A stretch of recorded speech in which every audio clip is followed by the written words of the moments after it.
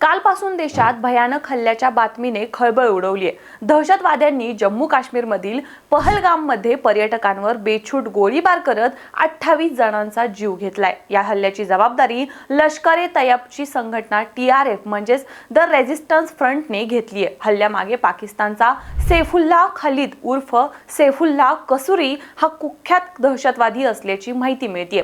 सैफुल्लाह हा लष्कर-ए-तैयबाचा उपप्रमुख असून भारतातील अनेक मोठ्या हल्ल्यांमध्ये त्याचा हात आहे। सैफुल्लाह सध्या जम्मू काश्मीरमध्ये लष्कर आणि TRFच्या दहशतवादी कारवायांचे संचालन करतो। तो लष्करी आलिशान कारमधून फिरतो। त्याच्या सुरक्षेसाठी सशस्त्र दहशतवादी तैनात असतात। पाकिस्तानात तो लष्कराच्या संरक्षणाखाली ISIच्या पाठबळाने फिरतो।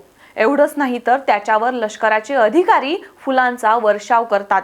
पाकिस्तानी लष्कराचे कर्नल जाहिद जरीन खटक यांनी त्याला नुकतंच एका कार्यक्रमासाठी आमंत्रित देखील केलं होतं आणि या कार्यक्रमात त्याने भारताविषयी भाषण करत दहशत पसरवण्याची उघड धमकी देखील दिली होती।